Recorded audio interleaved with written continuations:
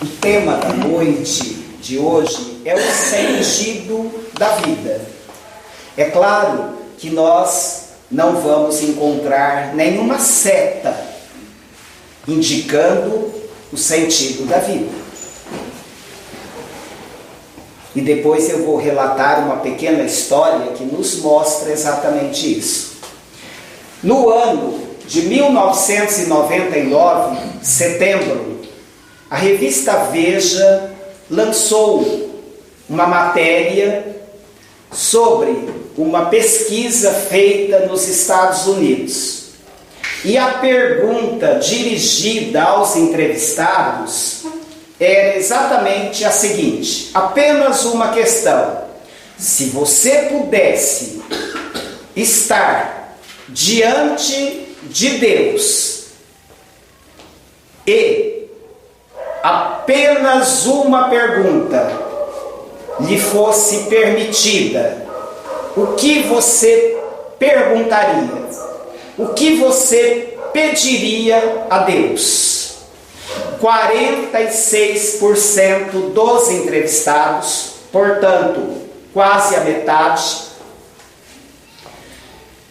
respondeu que pediria a Deus qual o sentido da vida. Por que nós vivemos? Esta foi a entrevista feita e a principal resposta. Ou seja, milhões e milhões de seres humanos em todas as esferas do globo terrestre, em todos os países, em todos os continentes, não sabem qual é o sentido da vida. Por que nós estamos aqui? Para que viemos? E naturalmente, as pessoas que perguntariam a Deus qual é o sentido da vida, não o conhecem. Não sabem qual é esse sentido. São pessoas que têm uma vida vazia, não descobriram os caminhos que nos conduzem a Deus.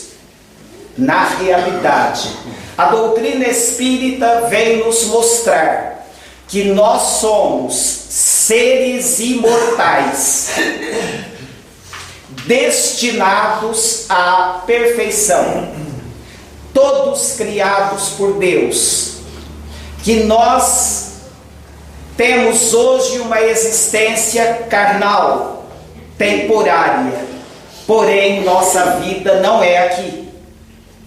É preciso construir o reino de Deus dentro de nós mesmos.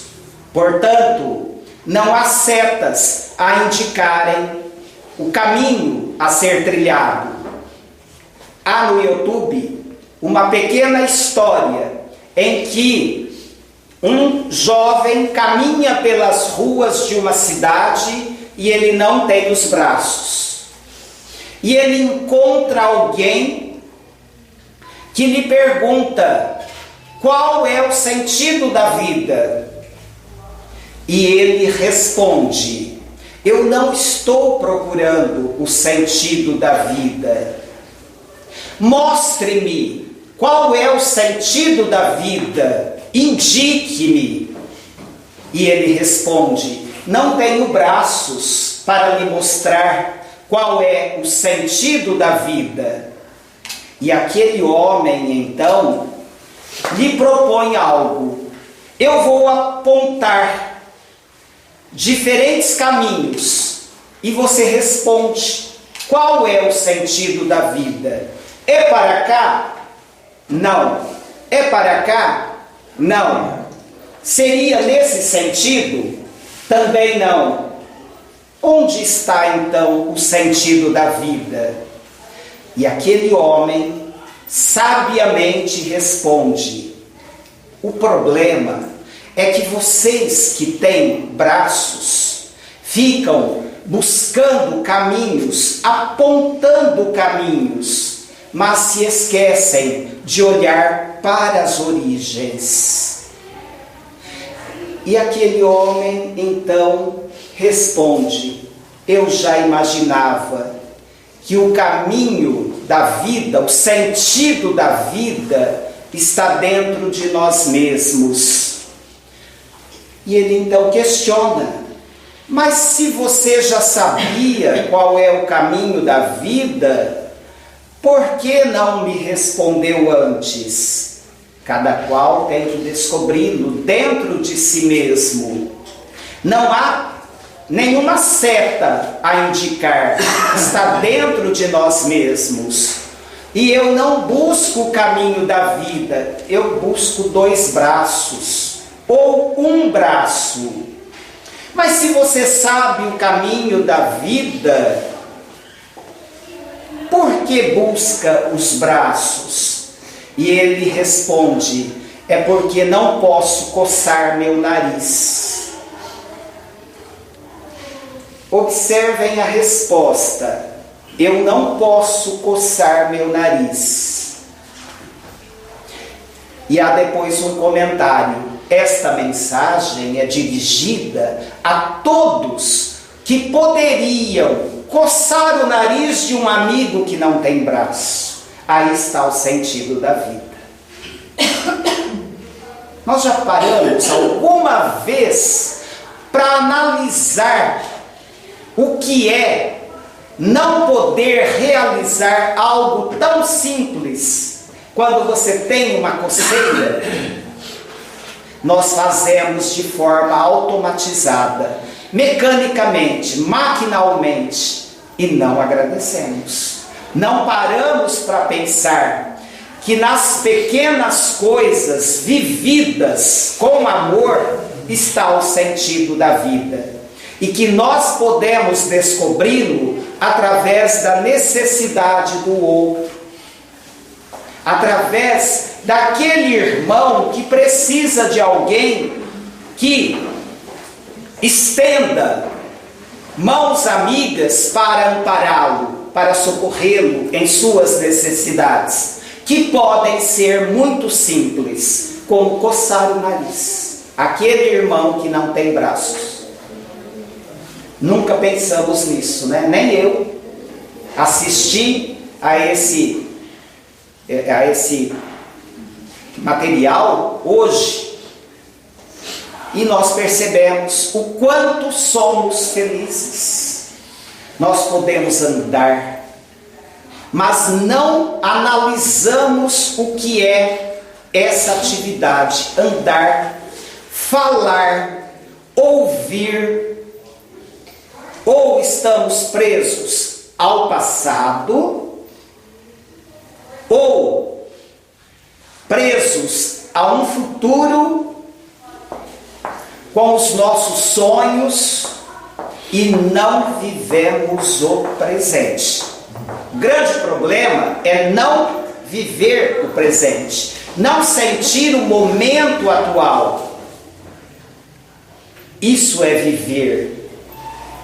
Rubem Alves também deu a resposta: qual é o sentido da vida? E ele respondeu com uma palavra: viver. Que resposta sem nexo poderíamos pensar? Viver é diferente de existir. Poucos vivem. Aí está o esclarecimento da resposta de Rubem Alves.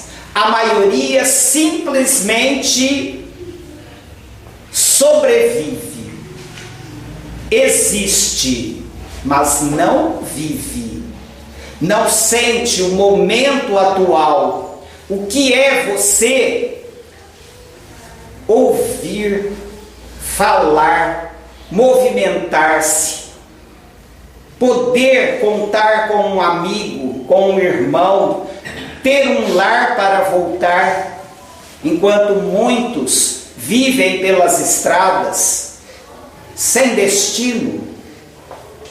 Nós temos o cobertor que nos aquece. Quantos não têm? Já pensamos no que é o frio? O frio intenso das ruas, das estradas, Aí está o sentido da vida. Descobrir esses valores espirituais. A constatação de que nós temos muito, porém, não nos satisfazemos com aquilo que temos e com o que somos. E vivemos presos a esse passado ou ao futuro. E por que nos prendemos ao passado?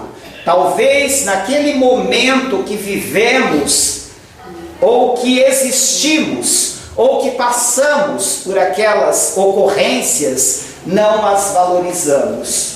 E hoje sentimos falta. Estamos presos a esse passado. É lógico que nós devemos nos lembrar com carinho as boas ocorrências da vida, porém, não podemos paralisar a nossa jornada em função do passado. Assim como não podemos deixar de viver o momento atual em razão dos nossos sonhos. Porque enquanto estamos apenas sonhando, idealizando o futuro, nós nos esquecemos das realizações atuais. Não vivemos o presente. Nós não estamos verdadeiramente vivendo.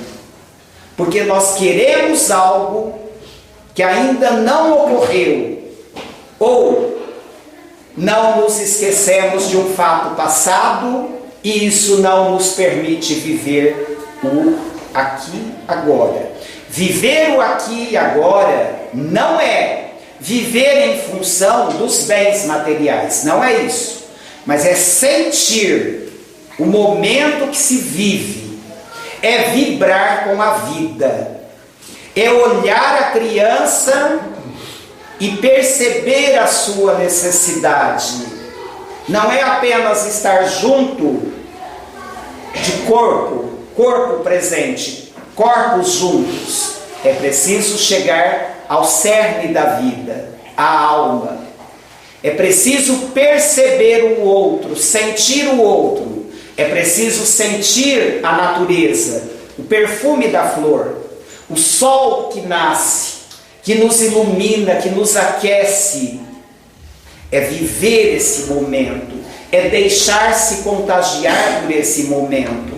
Nós fazemos isso. Nós sentimos o que é esse pulsar da natureza. Nesse fim de semana, lá no sítio, ouvindo aquele pássaro curiando, cantando. Que sensação maravilhosa que me fez relembrar algo da minha infância. Mas não fiquei preso àquele fato da infância. Senti a emoção daquele momento e dei continuidade à vida em seguida. Isso nós podemos sentir. A saudade, a boa lembrança, aquilo que nos marcou. Mas não viver preso a esse passado. É sentir tudo o que nos acontece, tudo o que está à nossa volta. É vibrar com cada momento. Isso é fundamental. Jesus trouxe luz. Jesus veio nos mostrar esse caminho que nós precisamos trilhar, construir. Nós construímos o caminho. O reino de Deus dentro de nós. Por que dentro de nós? Porque a realização humana não está fora. Não está nas conquistas exteriores. Eu posso desejar ardentemente. Eu posso querer profundamente algo material. Ao conquistar aquele bem, ele vai perdendo o seu valor. E vai perdendo o seu valor porque são coisas transitórias, passageiras. Tudo isso é efêmero. A saúde é passageira. A juventude é passageira. O dinheiro em nossas mãos é passageiro. O título é passageiro. Tudo isso fica. Hoje nós podemos nos sentir poderosos. Beleza física, poder, bens, mas tudo fica. Vai chegar a velhice, se não desencarnarmos antes. Com a velhice nós teremos a enfermidade, provavelmente. Não é ser pessimista.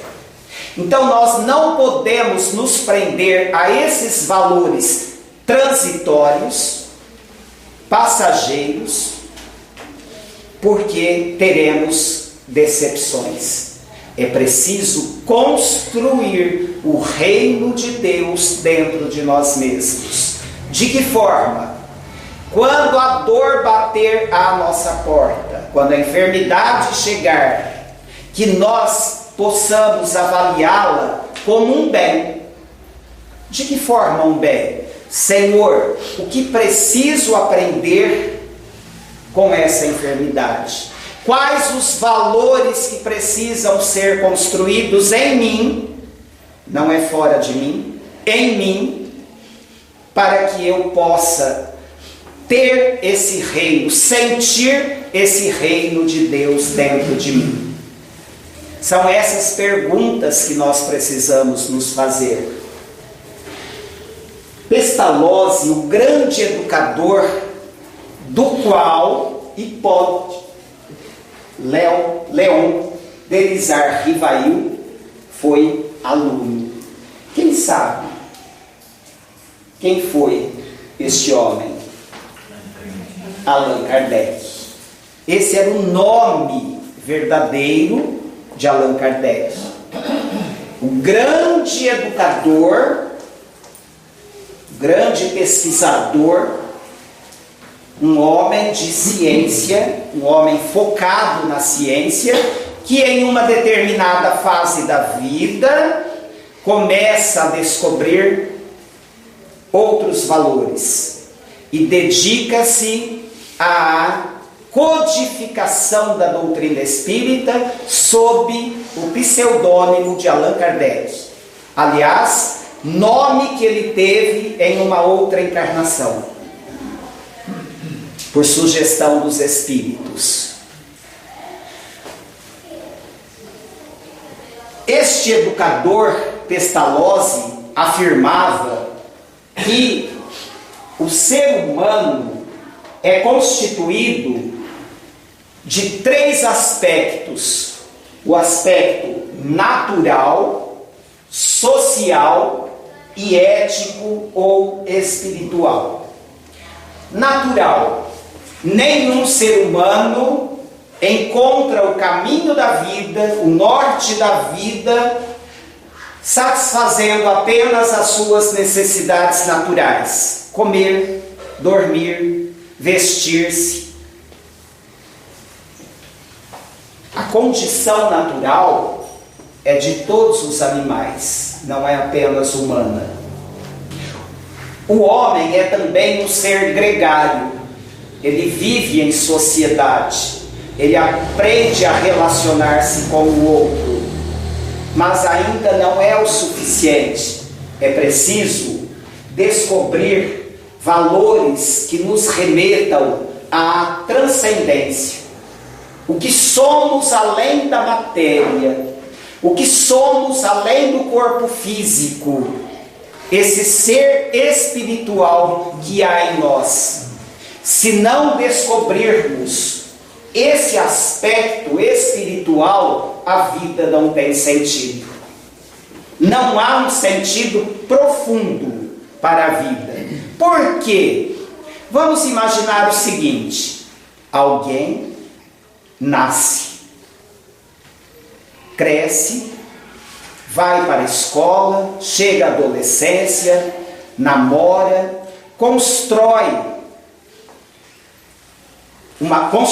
uma família, constrói toda uma estrutura sólida, bens, conquistou um título, doutor, Enfim, alguém que no campo material obteve tudo o que era possível. Aí vem a velhice. 70, 80 anos, chega o momento em que novos questionamentos são feitos. Qual é o sentido da vida? Nascer, crescer, construir algo e acabar-se? Voltar para o pó? É esse o sentido da vida? Mas que sentido é esse? Não há sentido. Não há sentido. É através desse aspecto espiritual que nós descobrimos essa realidade transcendente, além da matéria. Nós não morremos, somos seres imortais, destinados à felicidade. Responderemos sim pelos nossos atos, porém não há um inferno eterno, não há um sofrimento para sempre. Deus não seria justo, destinando a alguns de seus filhos um sofrimento por toda a eternidade. Não, a razão nos diz que não pode ser assim. Então, quando nós descobrimos que há um Deus que a tudo vê, que criou leis naturais, leis que regem todo o universo, e que nós estamos submetidos a essas leis, a lei de amor, a lei de progresso, a todas as leis naturais da vida, nós percebemos que há um sentido profundo. Percebemos que os nossos entes queridos não estão mortos, que nós vamos reencontrá-los. Quando eu busco um tema, eu confesso a vocês que eu não me prendo apenas aos enfoques espíritas. Eu quero saber o que outros pensam.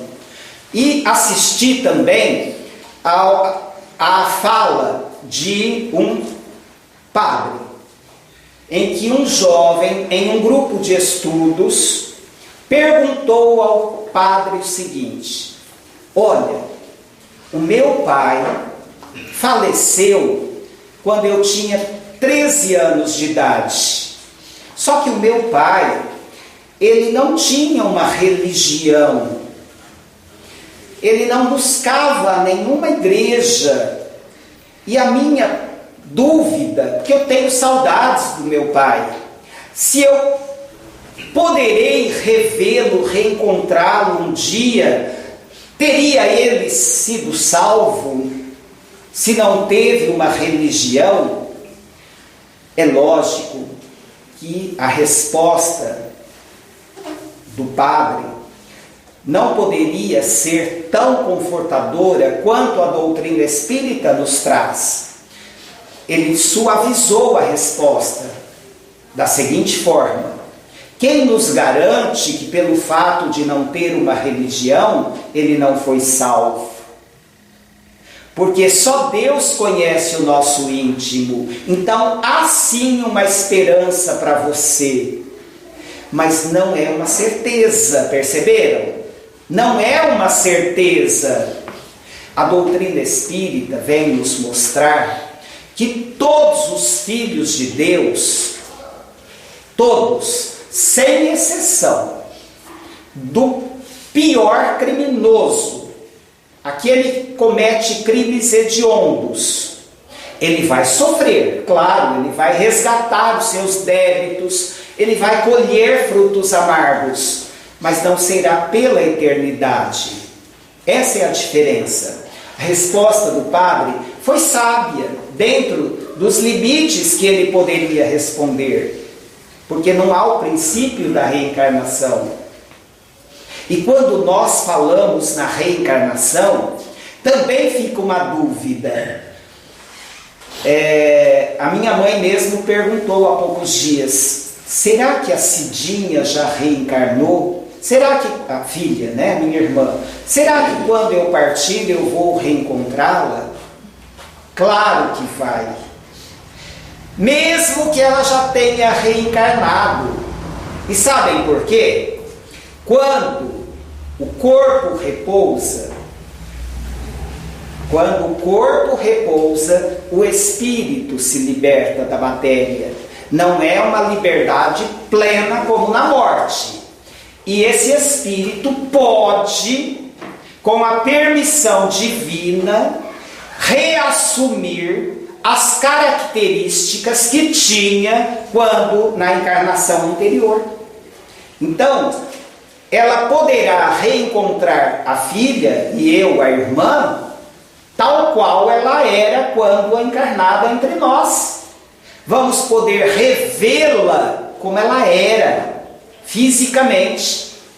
Outro detalhe, quando nós deixamos o corpo físico, se somos jovens, continuamos amadurecendo. Vem um amadurecimento. Então, a minha irmã desencarnou há 35 anos, com 16. Provavelmente, se não reencarnou, ela está hoje em uma idade mediana. Ela deve ter, o seu corpo espiritual sofreu transformações, mas Deus ainda assim permite, quando nos reencontramos, que esse corpo espiritual reassuma aquela forma mais jovem ou mais madura, de acordo com a necessidade. Perceberam como que funciona? Porque o corpo espiritual ou perispírito, ele não é grosseiro como o nosso. Ele é flexível, moldável, e ele sofre a influência da mente de uma forma muito mais rápida. Então, passa a ter aquela forma anterior e depois reassume a forma em que está, a atual. Perceberam como funciona? Então, a doutrina espírita, ela vem nos esclarecer, ela vem nos encorajar, vem nos mostrar o verdadeiro sentido da vida. E é preciso descobri-lo. Nós viemos com uma tarefa. Cada qual tem uma tarefa aqui na Terra. Ah, mas a tarefa do médico deve ser muito mais importante que a tarefa do gari. Não. Não. Todas as tarefas são importantes, desde que realizadas com amor. Realizadas com amor. Quando nós fazemos um trabalho com o coração, querendo o melhor, nós sabemos o sentido da vida. Quando nós buscamos esses valores espirituais, nós sabemos o sentido da vida. Tem um outro filminho que mostra o seguinte: um jovem caminha pelas ruas, aí tem uma água caindo. Ele olha e percebe um vaso murcho do lado. Ele vai e coloca o vaso ali debaixo daquela água. Ele caminha mais um pouco e percebe que uma senhora tenta vencer um obstáculo empurrando o seu carrinho de doces. Imediatamente ele vai ajudá-la. E assim é um desenrolar de atitudes louváveis desse jovem. E no final, ele começa a receber tudo aquilo que ele faz de bom. É muito interessante também sobre o sentido da vida, porque assim é a vida. Nós recebemos aquilo que damos. O sentido maior da vida está em doar, porque é doando que se recebe. E recebemos valores espirituais, valores imperecíveis, porque os valores materiais, eles vão se corrompendo com o tempo. Tudo que é material vai se corrompendo com o tempo. Até o corpo físico. Tudo que é material. Mas o que é essência, o que é divino, o que é permanente, o espírito, essas aquisições morais, o conhecimento, tudo aquilo que a gente busca como valor da vida, nós não perdemos. São conquistas imorredoras, permanecerão conosco. Estas serão levadas. O restante fica, inclusive o corpo, volta para o pó.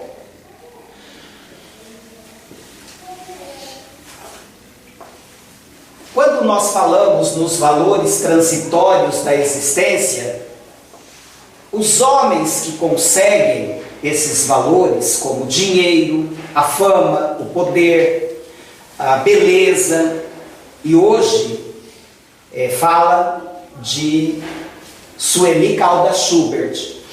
Hoje há um endeusamento do corpo.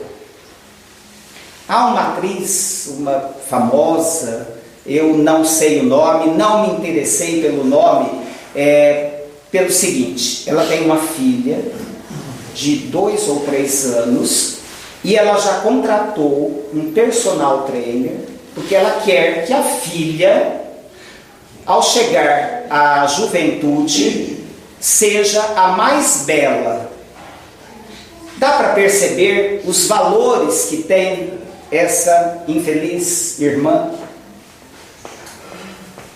Quais os valores? Isto não quer dizer que não devamos cuidar do corpo, não é isso. Até podemos fazer algumas cirurgias plásticas, sem problema, mas não esse endeusamento. Ela só está investindo no que é material. O que ela vai desenvolver nessa filha? A vaidade, o orgulho, a luxúria, né? Enfim, ela só vai contribuir para que essa filha se sobreponha socialmente e não adquira os valores espirituais. Foi uma fala da Sueli Caldas, dessa atriz não, mas do endeusamento do corpo. Essa grande trabalhadora, né, da doutrina espírita, que nós já tivemos oportunidade de conhecer lá em São José do Rio Preto, no Allan Kardec, né? No Japão, um país bastante desenvolvido, um país de primeiro mundo, tudo gira em torno do trem. As pessoas necessitam do trem para o trabalho, para a escola, e um grande número, porque é um dos países em que há o maior número de suicídios, também buscam a linha férrea. O trem-bala, ele é pontualíssimo. Quando há atraso, não passa de 6 segundos. Eu fiquei surpreso, como é possível? Segundos. No Japão. 6 segundos. Quando há algum atraso, o máximo. Porém, apesar de todo esse conforto material, as exigências são tantas, as cobranças. O filho tem que ser muito bom. E se ele não se destacar nos estudos, ele é marginalizado. Então, o elevado número de suicídios, tanto que o que existe em termos de legislação, a família do suicida tem que pagar pelo suicídio da pessoa, por danos que ele tenha provocado. Tem que pagar uma multa. Então, os suicidas muitas vezes buscam aqueles lugares onde a cobrança é menor. Olha que interessante. Ainda aí O suicida pensa na família. Mas percebemos então que não é a qualidade de vida em termos materiais. País de primeiro mundo, país desenvolvido. E é lá que há um dos maiores índices de suicídios. Então essas pessoas descobriram o sentido da vida? Esses bens, essas conquistas materiais satisfazem a esses seres? Se fossem satisfeitos, não buscariam por essa via o fim da existência. Está aí a comprovação de que é preciso buscar algo que esteja além do que é material, do que é perecível, daquilo que passa. Essa reportagem foi feita pelo Dr. Fábio Iquedo, que é um mestre em reumatologia, mas é um estudioso da alma, né? Dos sentimentos, dos pensamentos do ser humano. E hoje ele é um brasileiro que vive no Japão. E para finalizar, nós vamos comentar um pouco do que nos diz Sueli Caldas Schubert. O Dr. Fábio faz o seguinte comentário: vivemos em uma época de contrastes. Bebês com mais esperança de vida. O que é a esperança de vida? O número médio de anos que se espera que uma criança viva ao nascer, né? Nós sabemos que essa média no mundo todo ela tem crescido, mas também temos pessoas com menos esperança na vida. Se a expectativa de vida é maior, mais anos de vida, por outro lado, o ser humano está cada vez mais desesperançado. Cresceu a expectativa de vida em termos de anos, mas não de esperança, não desses valores imateriais, desses valores morais, não dessas conquistas éticas, espirituais.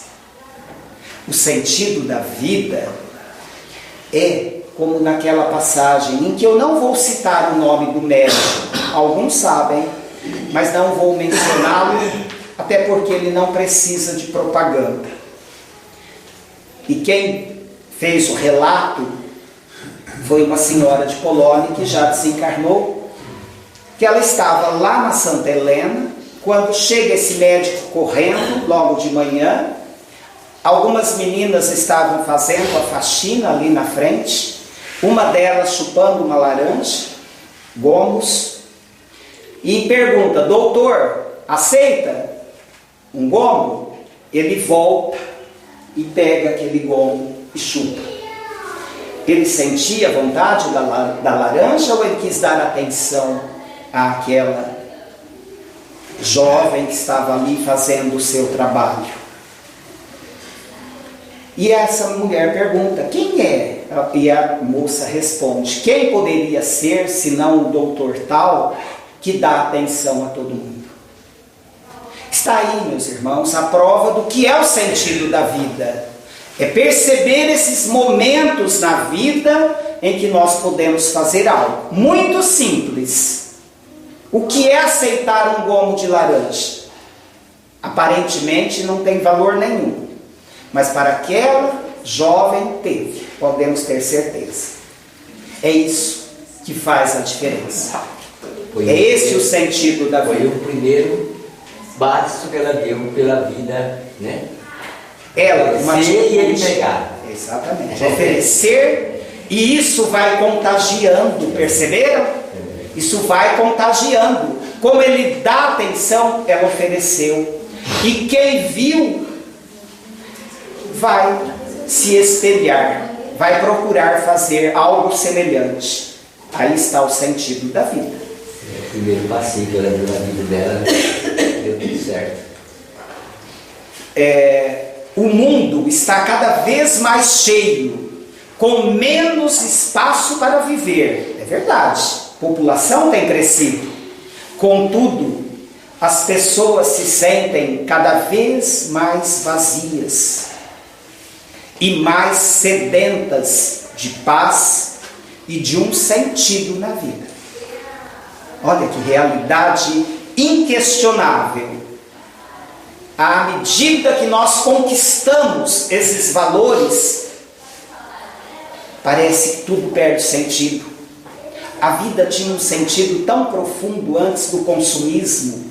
Eu me lembro, quando criança, os meus brinquedos eram feitos por mim mesmo e pelos meus primos e amigos. Morávamos no sítio, íamos até a horta, colhíamos algumas berinjelas e com elas nós fazíamos os boizinhos, colocando pauzinhos, e outros brinquedos que eram feitos por nós e tinham um valor tão grande.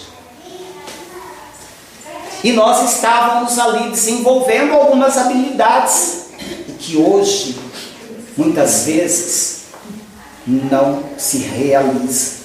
Porque é tudo pronto, tudo muito fácil. E nós alimentamos nos nossos filhos ou netos tudo isso, contribuindo para o mercado, enriquecendo cada vez mais as empresas que produzem. Nós construímos necessidades que não temos. Construímos. A Sueli, ela nos diz que nós espíritas sabemos que estamos em uma experiência aqui no plano Terra, encarnados, mas que a nossa destinação não é aqui. E que é preciso realmente sentir o valor da vida. É preciso, em resumo, viver. Viver. E viver não é consumir. Viver não é ter. Viver é ser, é praticar, é realizar, é construir dentro de nós mesmos, é buscar esses valores da alma.